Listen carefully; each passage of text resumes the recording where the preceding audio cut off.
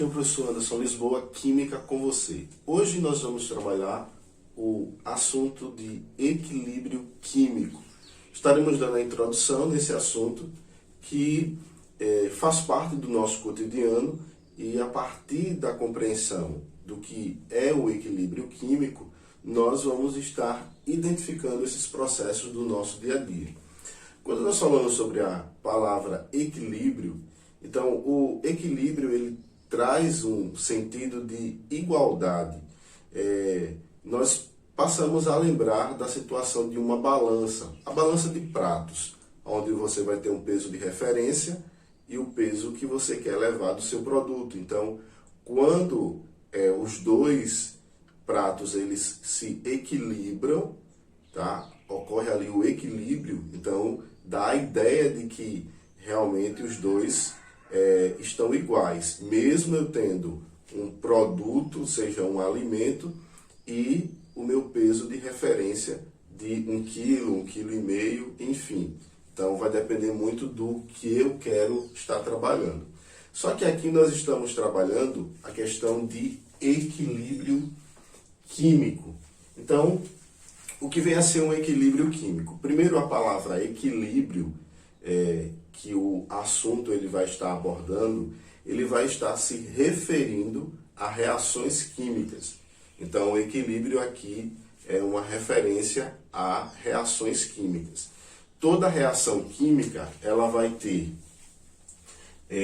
o sentido em que ela vai estar acontecendo, porque eu vou ter aí reagentes e produtos, tá? E o que é que vai estar acontecendo? Então, como é que eu identifico que ali trata-se de um equilíbrio? Nós temos dois tipos de processos. Nós temos os processos reversíveis, são aqueles em que é possível voltar à origem. Vou dar um exemplo. No processo de mudança de estado físico, onde você tem a água no estado líquido, você pode passar ela para o estado sólido ou para o estado gasoso. Então, a mudança de estado físico trata-se de um processo reversível. Já os processos irreversíveis acontecem também com algumas substâncias em reações químicas. Então, nós temos reações que elas são realmente irreversíveis, ou seja, elas acontecem apenas em um único sentido e não é possível fazer o sentido inverso. Então, é um processo irreversível. Então, o foco do equilíbrio químico são processos reversíveis. E todo equilíbrio ele vai trazer uma simbologia. Então, a simbologia é justamente essa seta com o duplo sentido, onde ela mostra o sentido da esquerda para a direita e da direita para a esquerda. O que é que essa seta ela representa? Ela está representando que nós temos aqui os reagentes, e esses reagentes eles vão estar gerando o quê? Vão estar gerando um produto ou outros produtos. Então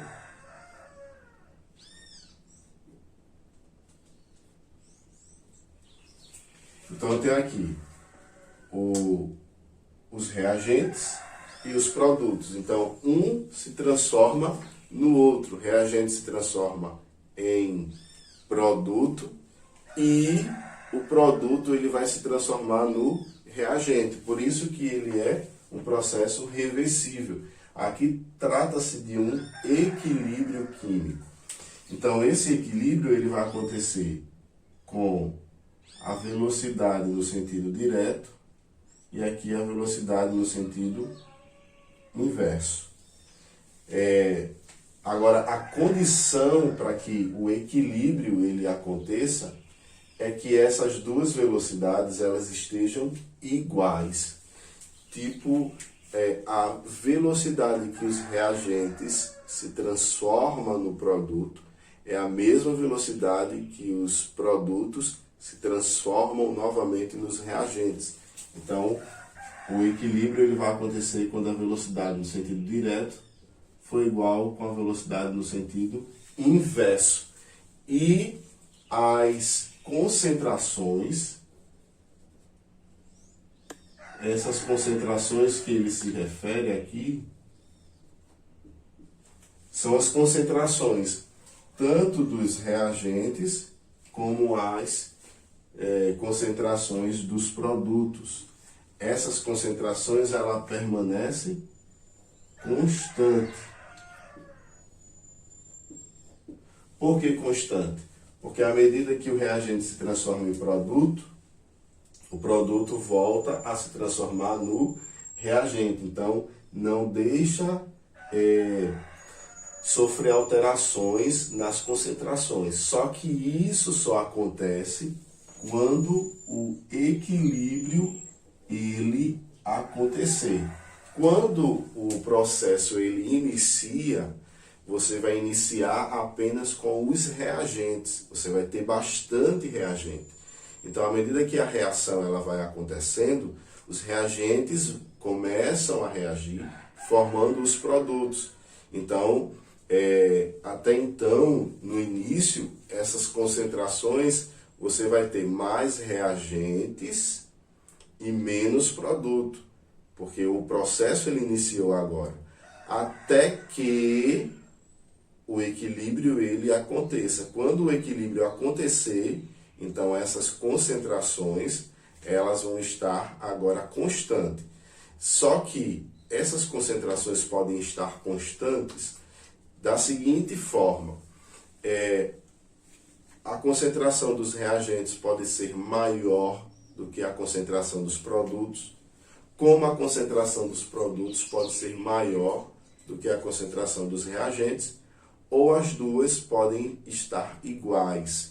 Porém, o equilíbrio ele pode acontecer nas três situações, porque a condição de equilíbrio não é com concentrações iguais. A condição de equilíbrio é com a velocidade de transformação de reagente em produto e produto em reagente igual. É justamente isso que vai condicionar o equilíbrio. As concentrações vão estar constantes, certo? Concentrações constantes. E essas concentrações constantes não significa que elas precisam ser concentrações iguais. Pode acontecer, mas, repetindo, as concentrações podem estar iguais no equilíbrio, podem estar diferentes. Concentrações dos reagentes maior do que a concentração dos produtos, ou concentração dos produtos maior do que a concentração dos reagentes. Então, essa condicional, ela vai existir para ter cuidado, para não achar que equilíbrio seja a igualdade das concentrações, que a gente acaba confundindo. Mas o equilíbrio é a igualdade da velocidade no sentido direto e inverso de transformação que ocorre no equilíbrio. O nosso foco não é nos processos irreversíveis, porque nos processos irreversíveis não vai existir aí a questão do equilíbrio, porque a reação ela só vai acontecer em um único sentido. Então não faz sentido trabalhar com processos irreversíveis o equilíbrio químico, porque ele não vai acontecer. Os reagentes vão ser consumidos para a formação dos produtos, então não vai haver igualdade de velocidade de transformação de produtos nos reagentes no sentido inverso, porque a reação ela só acontece em um único sentido. Então, existem várias situações do nosso cotidiano que apresentam um equilíbrio químico e podem sofrer alterações com qualquer mudança de fatores que influenciem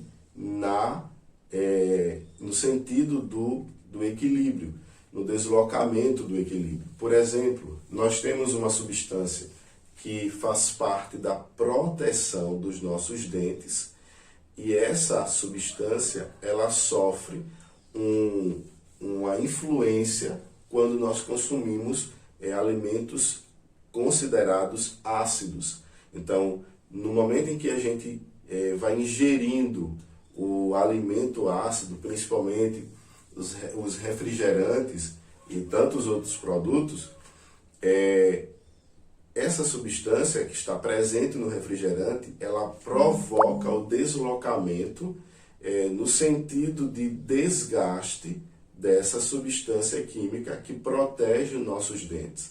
Então, isso vai provocando esse processo de deixando os nossos dentes expostos.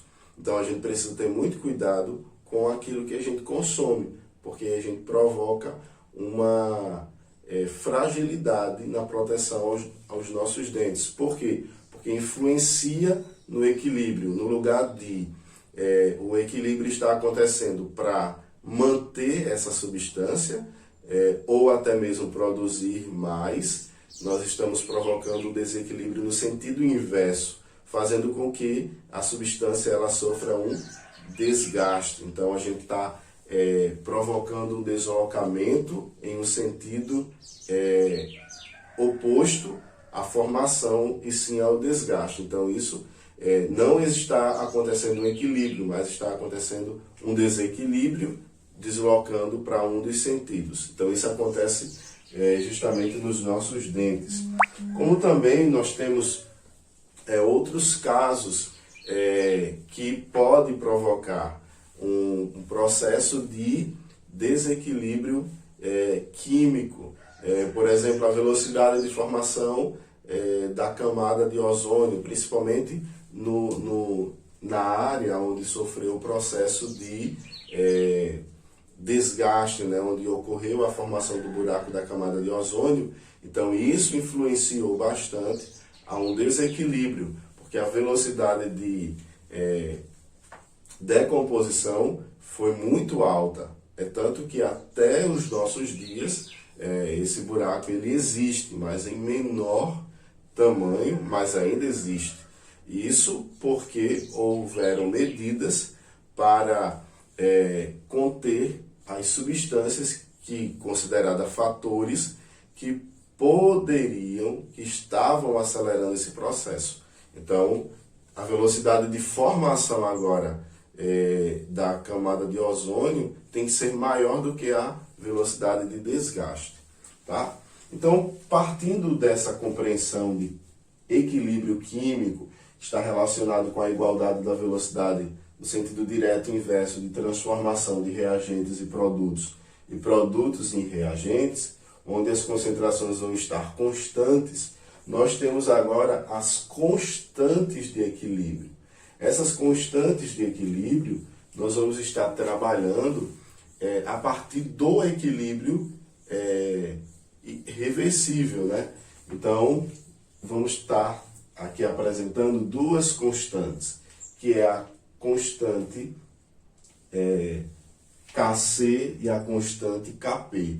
Nós temos aí a constante de equilíbrio em função da concentração, que é Kc, e a constante de equilíbrio em função da pressão, que é Kp.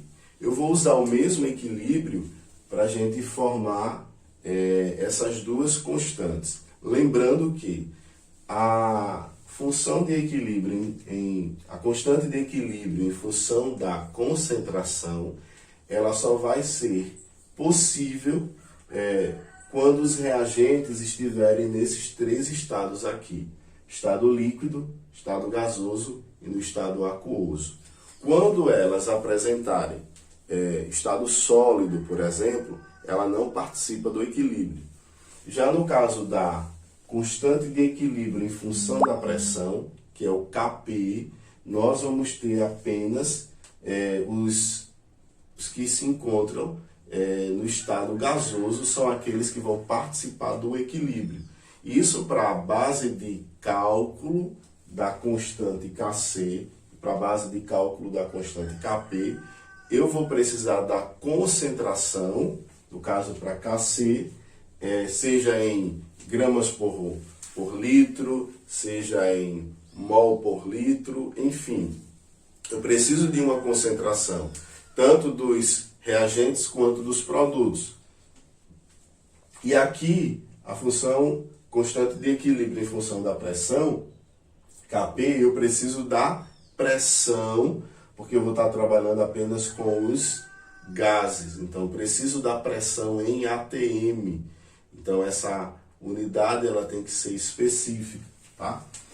Então, vamos lá. Vamos montar aqui o equilíbrio, certo? Que é o Kc. Então, o Kc, ele vai